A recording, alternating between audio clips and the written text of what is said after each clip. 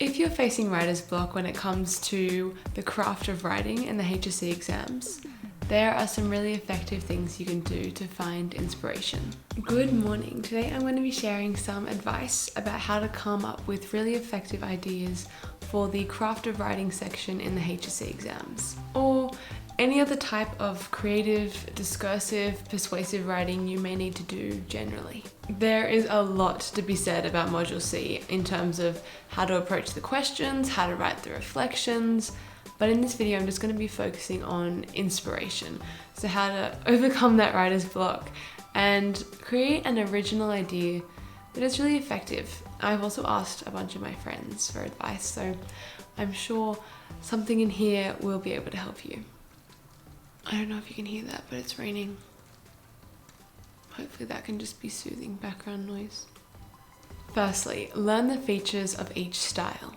The features of each style inform the type of content you can produce. So you've got to know what makes an imaginative, a persuasive, and a discursive. To use a metaphor, you can't really start having ideas about what you want to wear until you know where you're going. There are plenty of notes online about the features of each style, and Nessa has definitions, so it's just a matter of getting that content into your head.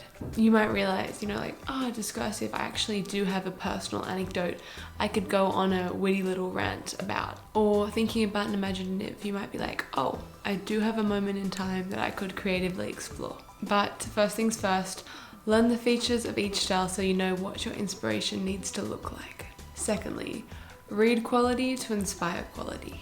Of course, you want to read the texts that your school has prescribed, so the ones they've picked out of the Module C texts. And ideally, they should inspire you, but also read all the other texts that Nessa has put up there, because they've all been chosen for a reason. They're really well written, and they will expose you to thought-provoking ideas, and they're not that long. They're not novels, so get through as many as you can throughout the year.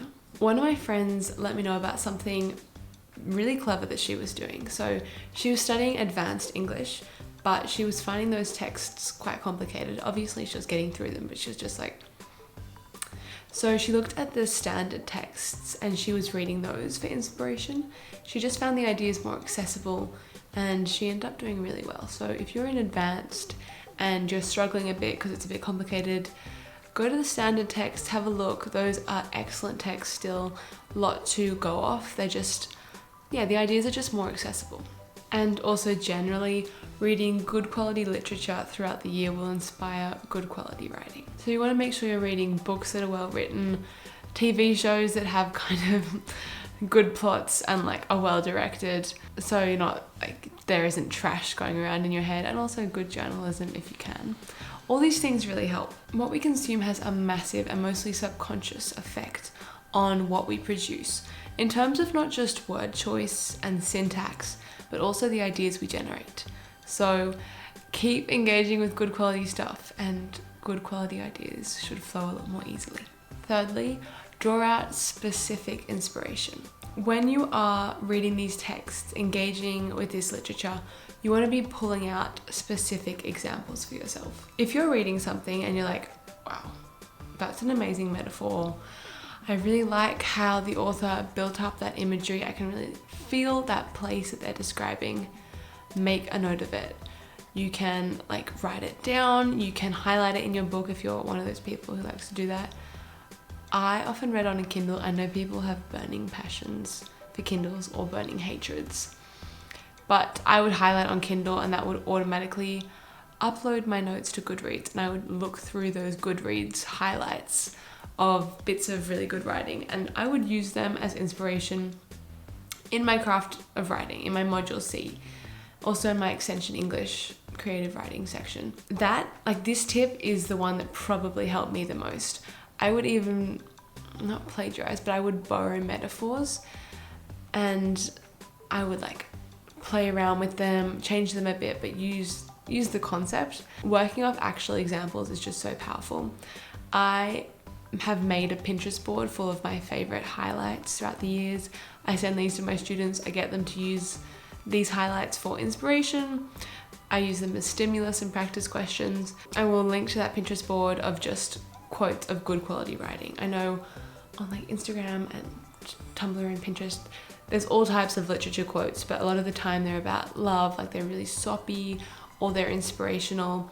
These ones are just like they're about every topic, they're just good quality writing. So feel free to use those and also create your own from the books that you love. It doesn't, like, you can be reading fantasy, you can be reading whatever you like to read. Good quality writing happens in all forms. So whatever you're reading, start pulling out examples and thinking about how you could use similar things. Fourth, draw from what you know. This is a pretty classic piece of advice for craft of writing. The idea is that you're going to be able to write best about things that you know about or have passion for. Also, well, teachers won't really say this, but I think that markers, when they see someone writing about something that they know they don't have experience with, they are reading with a very critical eye.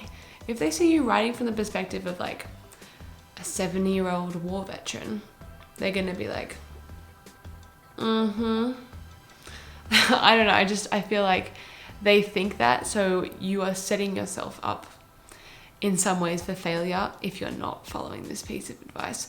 Whether or not you execute it perfectly, they're definitely conscious of it.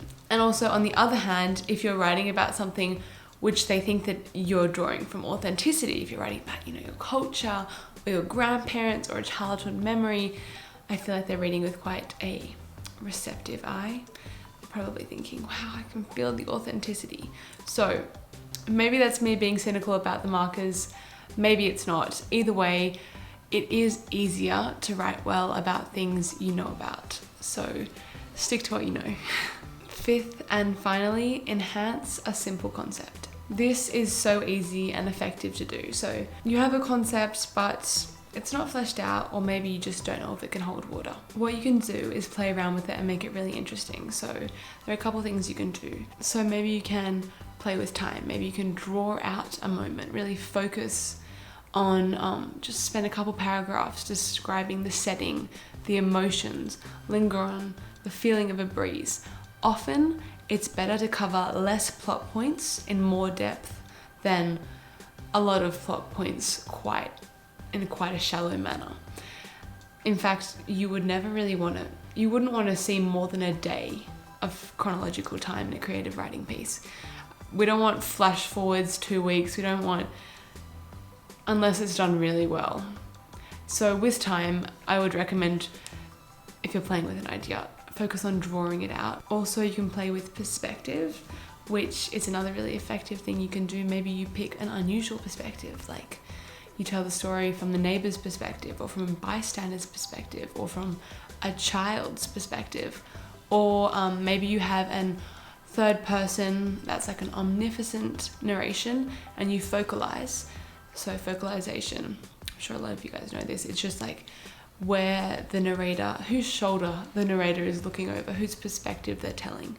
So maybe this third person narrator is focalizing from 2 different perspectives and they keep switching. Maybe you have 2 siblings in an argument and you're switching focalization.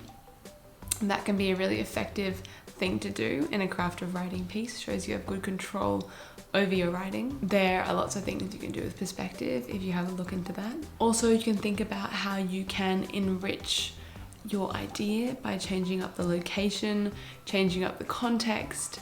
So there's just a couple ways you can take a basic concept and make it a Band 6 response. Alright, those are my 5 tips to find inspiration for the craft of writing, or any type of creative, discursive, persuasive writing you may be doing. Feel free to let me know if you have any other good tips, and I hope this helped.